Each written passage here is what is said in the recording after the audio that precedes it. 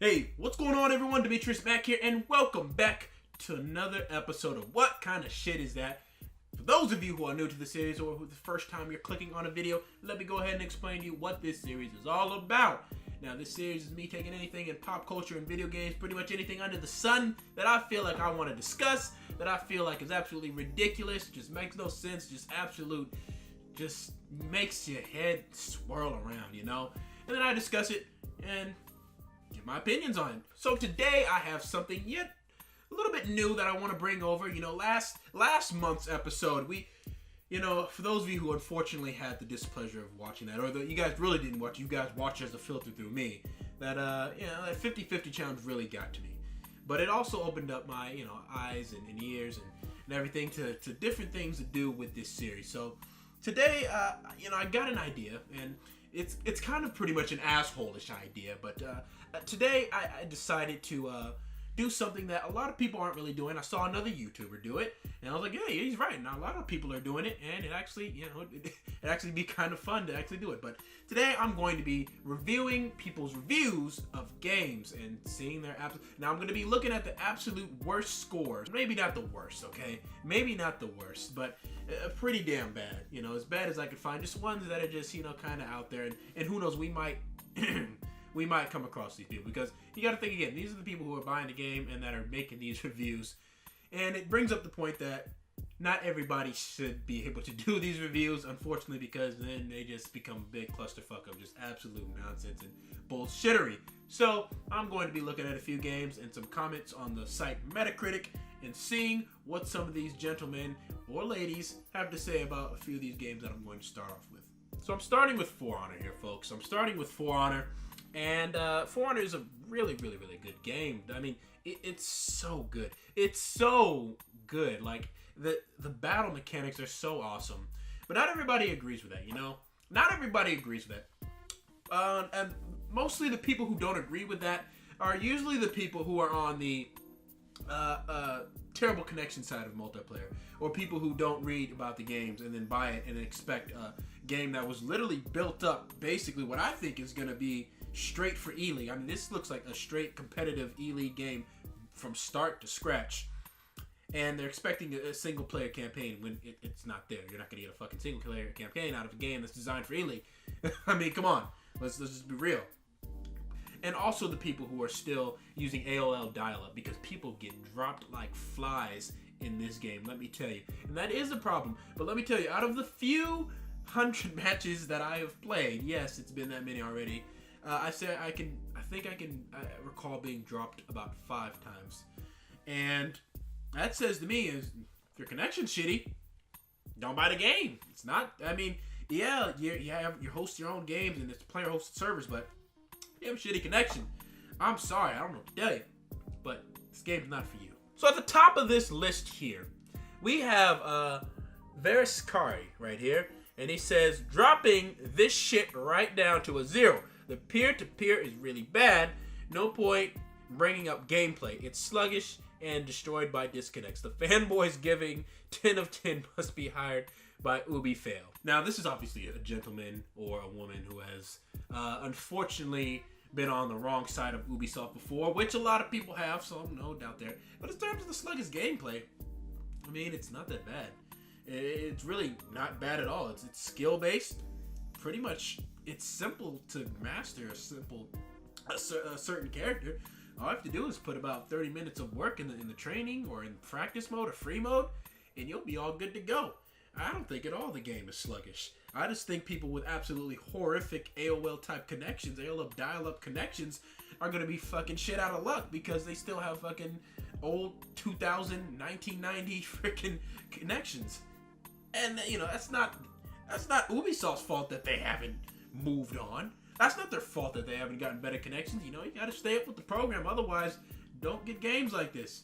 But Ubisoft, you do need to get your own servers, because that is kind of no excuses. But still, that does not explain the fact that this game is not sluggish and that it deserves a 0 out of 10 simply because you have a shitty connection. Wardrobe Chaos says, cash grab, nothing else, stripped of content, pumped up with steel. Holy Christ, why do people keep supporting this kind of nonsense? They sell you a quarter of a game here for 70 euros. For sure, I will not buy this one. Well, let's get something straight here. Yes, yes, yes, they offer you a bunch of steel, which is, you know, the in-game currency, obviously, and they offer you to buy it, but in no way, shape, or form do you have to buy any of that crap. I mean, you don't need it to get good. It's not like it levels you up. I mean, you can get the little champion status for a few days and everything, and that helps you, you know, level up faster, but it's not like it's absolutely necessary for you to get the coolest stuff. I mean, what are you gonna buy steel for? You got steel for emotes. You got steals for the the kills, the executions, the ornaments. You don't need that to be a better player. You don't need that. I mean, it's absolutely ridiculous that somebody could call this game a damn cash grab when it doesn't freaking require you to buy the stuff in order to get better. You yourself make yourself better. And it's ridiculous. Like, you know, comments like that, it's just crazy. It doesn't make any damn sense. Okay, folks, now I've moved on to Resident Evil 7 Biohazard, which on Metacritic I think sits at a 7.7 user score. And it's gotten fairly good reviews, but obviously not everybody is gonna be happy. Blue DB says, forgotten characters, only Mia was good. Fight with bosses, ridiculous and confusing. First-person camera is horrible.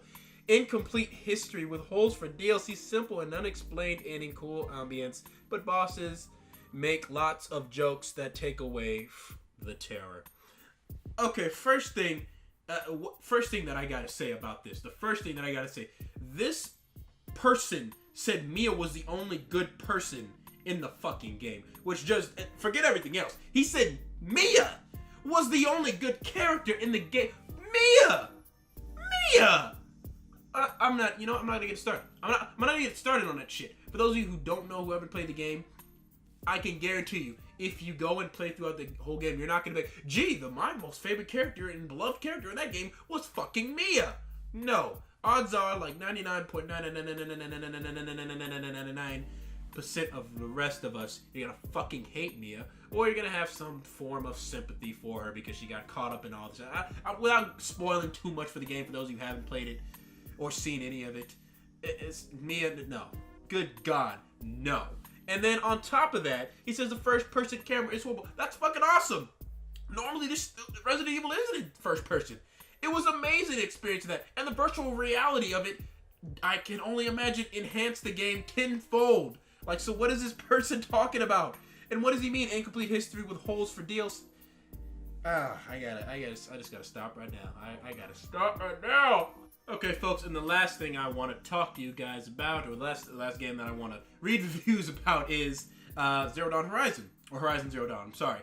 And this has I think an 89 Metacritic score with an 8.5 user score, so it's pretty damn highly reviewed. And I don't understand how you can hate this game, but there are those people in the world who do. Okay, so get this. Spanky Senpai, yes, that's his actual name, gave it a 3 out of 10. It says, generic, boring game.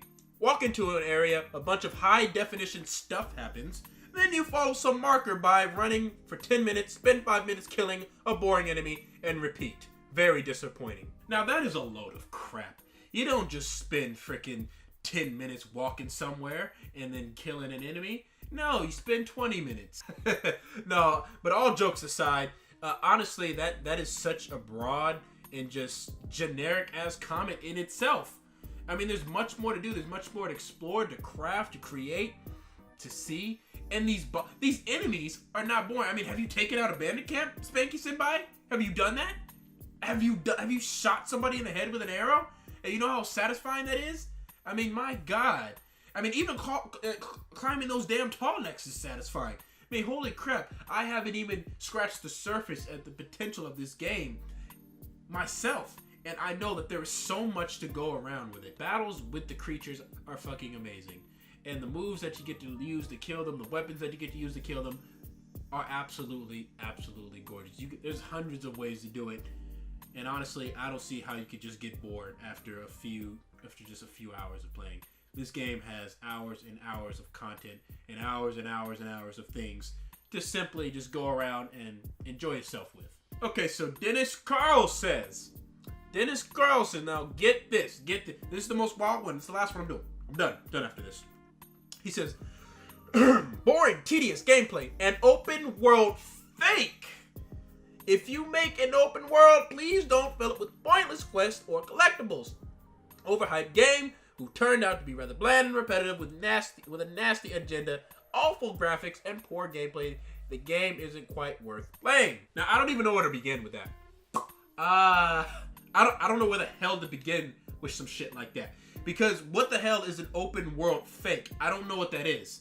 I don't know what you want from an open world, but that's what open worlds are filled with. They're filled with a bunch of stuff to do. They're filled with quests. They're filled with exploration of ruins and dungeons, whatever type of game it is. That's what do you want?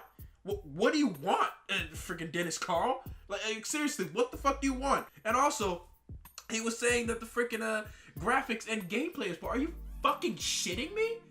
The graphics are poor? What are you playing this on?